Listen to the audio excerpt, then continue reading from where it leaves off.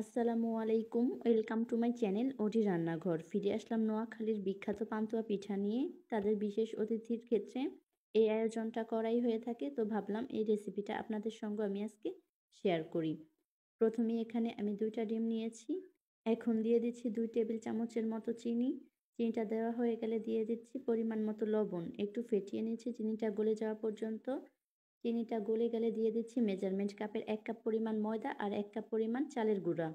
যদি চালের গুঁড়াটা না থাকে সেক্ষেত্রে ময়দা দিলেও হবে।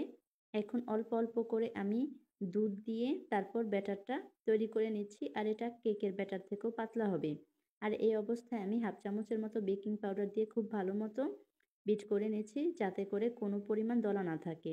আর আমার এটা রেডি হয়ে গেলে এখন চলে এলাম একটা ডিম ভাজতে। চুলাতে কড়াইতে আমি তেল বসিয়ে দিলাম। এখন ডিম দিয়ে উপর থেকে চিমটি পরিমাণ লবণ আর চিমটি পরিমাণ চিনি দিয়ে ডিমটাকে আমি উল্টে পাল্টে ভেজে নিচ্ছি। একটু সাবধানতার সহিত ভাজতে হবে, ডিমটা যাতে একদমই ভেঙে না যায়। আর আমার ডিমটা ভাজা হয়ে গেলে তুলে নিচ্ছি। এখন আমি ডিমটা ব্যাটারে ডুবিয়ে তারপর তেলের ভেতরে দিয়ে দেব। আর আমি এই প্রসেসটা প্রায় অনেকবার করব। আর কিভাবে কি করছি বুঝতে হলে অবশ্যই ভিডিওটা দেখতে হবে, না হলে আপনারা বুঝতে পারবেন না। আর তেলের ভেতর দেওয়ার পর কয়েক সেকেন্ডের মধ্যেই পিঠাটা উপরে ভেসে উঠবে। আর যে স্থানে ব্যাটারটা লাগেনি ওখানে আমি হাতের সাহায্যে ব্যাটারটা লাগিয়ে দেব।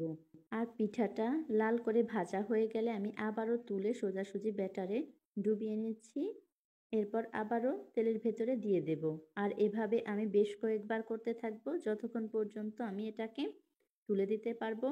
কারণ এটা যখন অনেকটা ভারী হয়ে যায় তখন দিতে কষ্ট হয়, হাতে গরম লাগে আর তেলটাও খুব পরিমাণে ছিটে যায়। আর এটাই আমার লাস্ট, কারণ কড়াইটা আমার একটু ছোট হয়ে গেছে, তাই আর দেওয়া যাচ্ছিল না, তেল খুব ছিটকাচ্ছিল। আর এটা খুব হেভি হয়ে গেলে তখন কিন্তু হাতেও বেশ গরম লাগে। আমি একটু তেলটা উপর থেকে দিয়ে দিচ্ছি। আর কিভাবে কি করছি আশা করছি ভিডিও দেখে আপনারা বুঝতে পারবেন। আর এটাকেও আমি একটু লাল লাল করে ভেজে নিচ্ছি। আর আমার এখন কিন্তু শেষ এটা।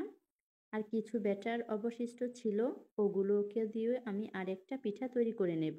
আর আমার পিঠা ২টা একদম রেডি, এখন কেটে আপনাদের সঙ্গে শেয়ার করছি। আর এটা ছোটটা দেখুন। পিঠাটা বানানো একদমই ঝামেলার নয়, খুব সহজেই তৈরি করে নেওয়া যায়।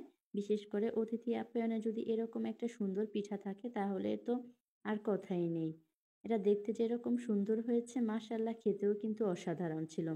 আর দেখুন আমি পিঠাগুলোকে সবগুলো এভাবে কেটে নিয়েছি ছোট, ছোট পিস করে। আমার আজকের আয়োজন এ পর্যন্তই। ফিরবো নতুন ও সহজ কোনো রেসিপি নিয়ে। সে পর্যন্ত সবাই ভালো থাকবেন, সুস্থ থাকবেন। আল্লাহ হাফেজ।